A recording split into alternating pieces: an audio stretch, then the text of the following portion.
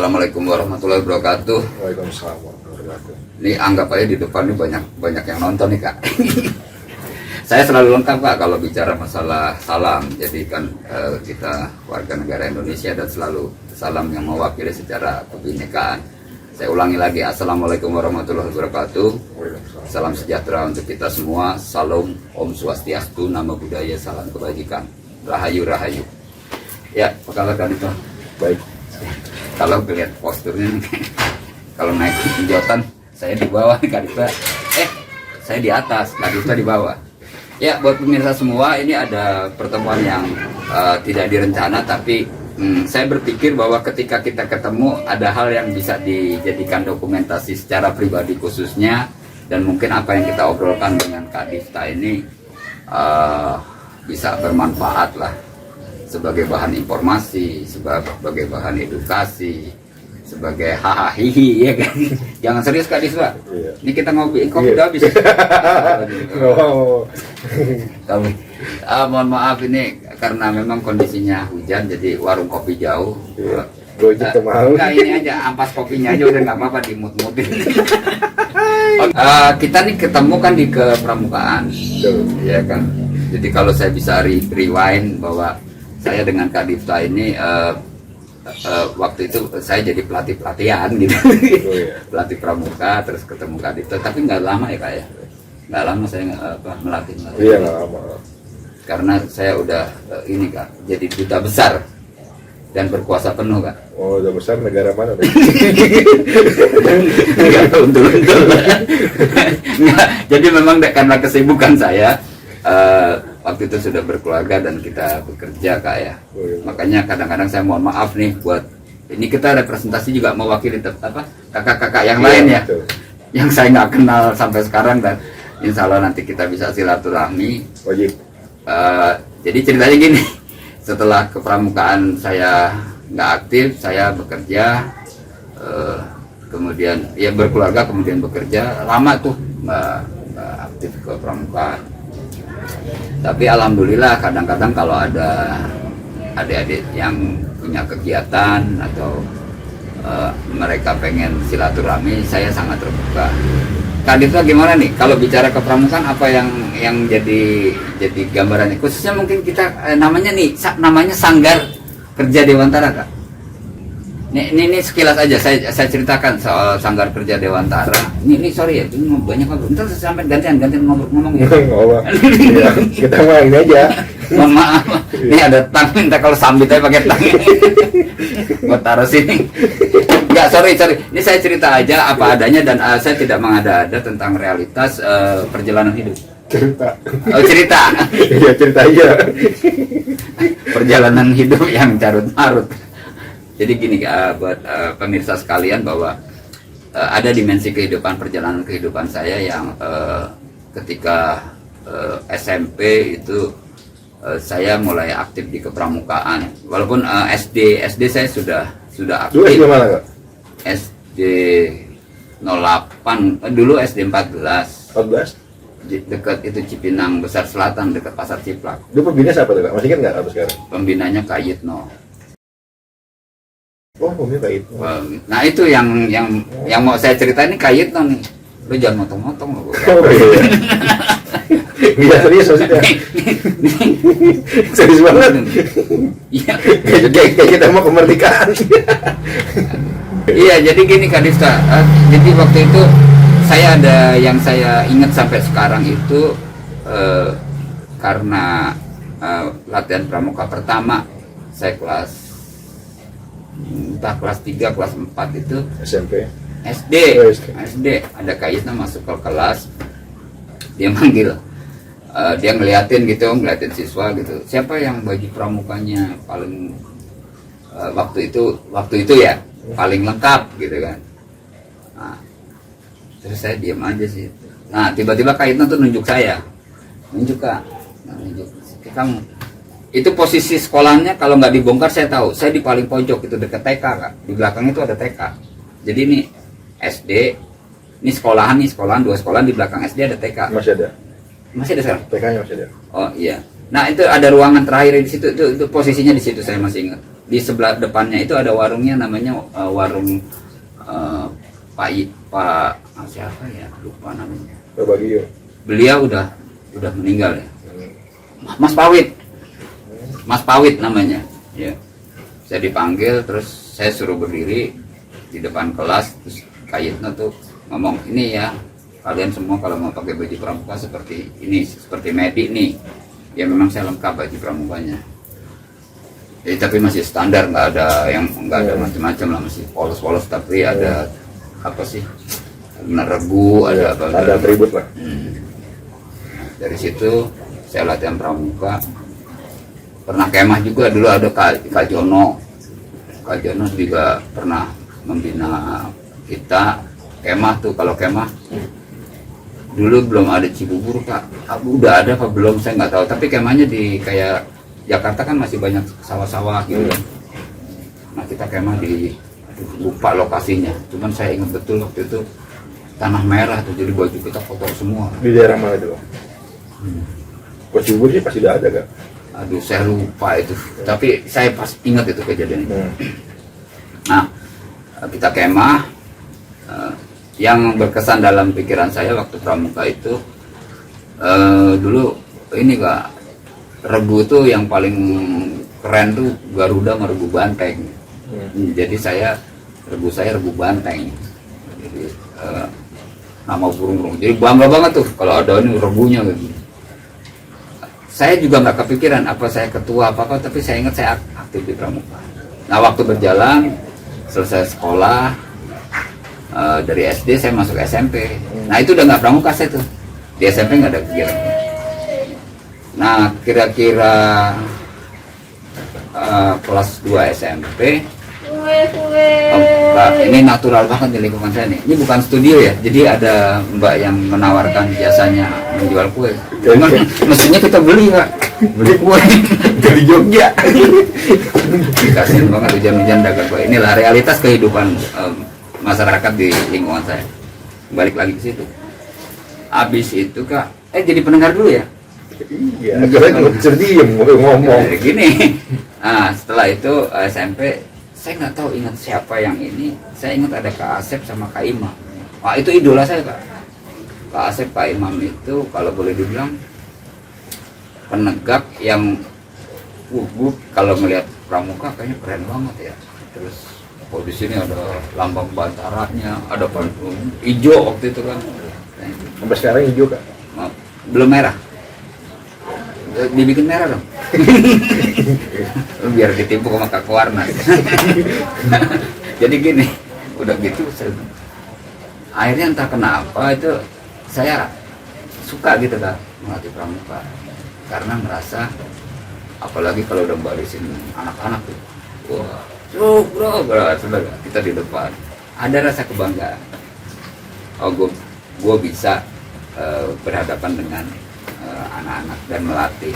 Ya melatihnya umum kata temali, Cimapur. Ada yang saya ingat itu ada selain Kayitno, Kawasino, almarhum Pak. Kawasino itu dia hadir yang kelihatannya diajak sama Kayitno untuk melatih dan saya ingat lagunya tempe ono pawon di titili temal temi lagi kan. Siapa tuh lagunya? Rasane marem gitu. Nah itu cerita zaman dulu. Wah, dan Kawasino ini atraktif kalau ngajar. Jadi dia bergerak. Wah, enak gitu ngelihatnya. Itu jadi idola saya juga. Itu jadi inspirasi. Selain saya juga ada kakak-kakak lain, ada Kak Willis, Kak Penti, Kak Yunan almarhumah, terus ada Kak Jaja dulu tuh, ada Tri, Kak Dita belum tahu tuh. Kak Tri itu orangnya orang Jawa medok, jadi kalau nyiapin jadi aba-abanya aja medok gitu. Pasti Jawa. Aba-abanya medok. Nah, singkat cerita ketika saya sudah aktif di kegiatan pramuka, udah deh ada di situ sanggar Dewan Tera. Kayaknya sering datang ke situ bina saya. Dan tiba-tiba saya dipanggil tuh sore-sore, anak-anak sekolah masih banyak tuh Kak. Entar satu-satu menghadap Kayitno gitu, menghadap Kayitno. Nah, kita berdiri di depan Kayitno terus ditanya soal pramuka gitu, hafal nggak Trisatya Desa Dharma gitu ya. Habis itu kita seperti dilantik lah, di kalau orang bilang di baiat ke pramukaan. Juga. Terus habis itu Kak Yitno ngarahkan kita untuk mendirikan sanggar kerja. Nah ada pengurusnya tuh Pak, ada Kanana. Itu tahun berapa kayak? Waduh lupa. Pendirian sanggar kerja Dewantara ya? Udah lupa, dan itu tempatnya ada di. Kok perkiraan nggak kaya? Perkiraan nggak. Waduh, saya tuh SMP, saya lulus 85 Pak. Jadi tahun 83 tuh saya aktif tuh Kak, kelas 2 SMP. 84. Itu udah ada sanggar Dewantara tahun 84. Belum ada, jadi baru mau dibentuk. Nah kita sering latihan tuh, yang paling provok banget penampilannya, perannya itu di situ ada Kak Asep sama Kak Imam. Nah kalau diceritain sama Kak Yitno itu ada Kak Pur yang menjadi masuk di jajaran rumah tangga Istana Negara, Kak Purwati namanya. Itu binaannya Kak Yitno yang boleh dibilang sukses untuk masuk sampai ke istana waktu itu. Dan itu sering diomongin sama Kak Yitno bahwa selain Kak Asep, Kak Imam, ada di atasnya tuh ada Kak siapa perempuan, saya udah lupa juga. Di atasnya itu ada Kak Pur.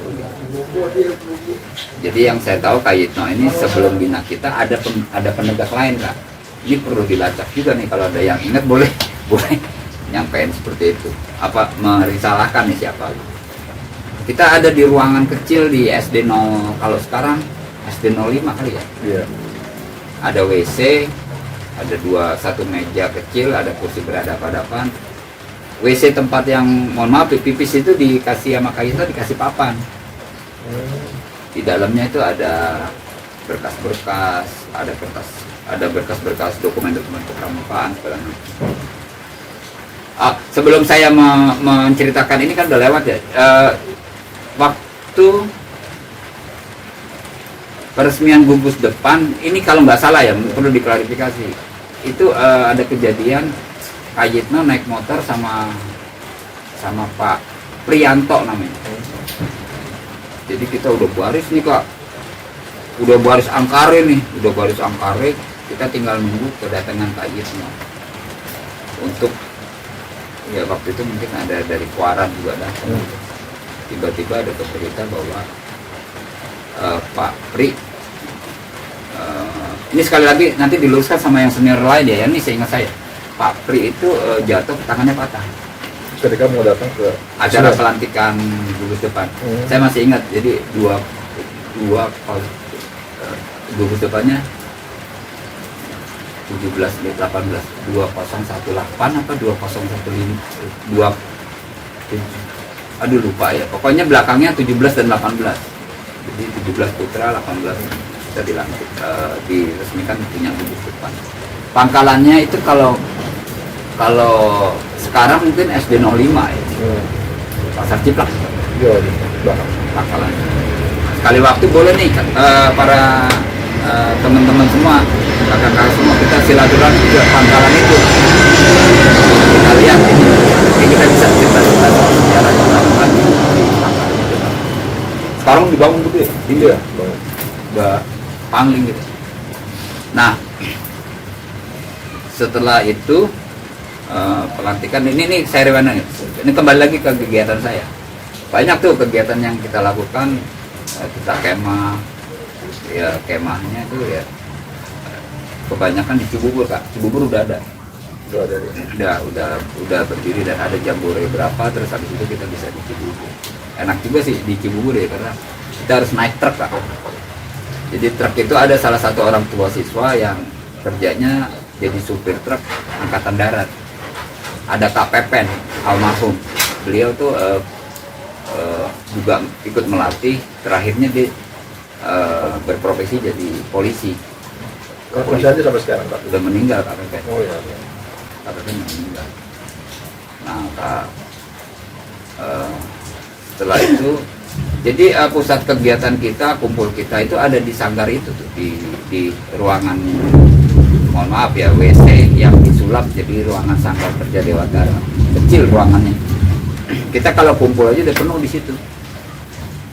Nah, saya bisa belajar soal bikin proposal segala macam itu melihat contekan dari yang dibikin Kak Yitno. Jadi cara bikin proposal itu saya belajar dari apa yang Kak Yitno, dokumen-dokumen. Saya nggak tahu bagaimana reputasi saya untuk kerja, tapi sewaktu itu saya senang aja gitu. Ini sekedar cerita ya, kalau ngelatih itu Kak, kita pulang Kak Yitno pasti jajanan kita mie pangsit. Saya ingat waktu itu harganya mungkin 600 sampai 300 gitu. Wah, udah kumpul, nanti makan mie pangsit di sana. Wah, kumpul tuh. Kalau makan kumpul. Nah, kumpul pramuka habis latihan. Dan latihannya kita di itu. Kebanyakan di lapangan parkir yang di Kebon Nanas deh. Banyak tuh. Kita jalan kaki dulu dari SD jalan kaki. Saya kan suka merubah-rubah itu ya situasi lepak. Ternyata di itu Kak, di Kebon Nanas tuh ada kuburan Cina yang sekarang jadi Rusunawa. Iya. Yang TBS tuh yang ke PWI. Iya. Situ ada ruang pertemuan Karang Taruna atau apa. Di Iya. situ ada lapangan tuh. Iya, Pak. Nah, ada lapangan. Nah, akhirnya sekali waktu sering kita latihan juga di situ. Jadi jalan kaki lewat kampung-kampung tuh. Pakai tongkat, prok. Wah, ada keren banget. Nah, dulu pernah juga kita latihan di lapangan parkir itu, anak-anak tuh ngangkat ini tuh. Jadi bikin tandu itu mestinya diangkatnya gini kan ya. Namanya anak-anak Kak, diangkat begini pada naik, ada yang naik. Jatuh, patah Kak. Itu saya ingat tuh sama Kak Saprudin, assalamualaikum. Mudah-mudahan ini masih ingat cerita itu ya. Ya kita agak bingung juga, akhirnya kita ribet gitu. Saya nggak tahu cerita selanjutnya, tetapi itu kejadian yang masih saya ingat sampai sekarang. Ada satu anak yang patah tangannya gara-gara bikin tandu, naik tandu.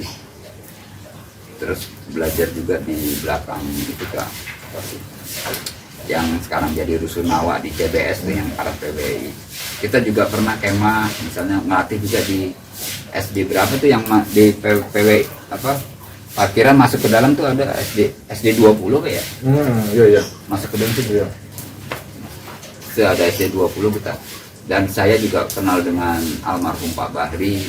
Ini ada cerita nih. Saya pernah melatih SD yang dekat itu 10 yang kuburan Cina tuh yang mau ke arah SMA 100 atau ada SD itu? Oh iya. Kalau sekarang itu mau 2 itu Pak. Ada SMP-nya, SMP 149. Nah, 149 ada SD di situ. Iya, 02. Ini bukannya ini, tapi saya tetap berterima kasih. Tapi ini jadi satu catatan bahwa saya ngelatih dikasih uang tuh 500 rupiah kalau nggak salah. Nilainya 500 rupiah. Jadi koin, anak-anak ngumpulin tuh. Gurunya kayak koin-koin ditempel terus dikasih. Nah, itu kembali lagi masalah renungan. Gue udah renungan sampai nangis sih. Ini kok nggak ada yang nangis ya Pak? Gurunya ngomong begini, Pak, yang Bapak ceritain juga dia alamin semua Pak. Jadi cerita kesedihan keluarga segala macam, ternyata mohon maaf ya, kita nggak menyatakan bahwa saudara kita yang di daerah itu sangat minus, tapi realitas konten renungan yang kita bawakan itu memang dia alamin. Misalnya kehidupan yang susah, orang tua yang sering marah-marah, yang tidak bisa memperhatiin dia segala macam.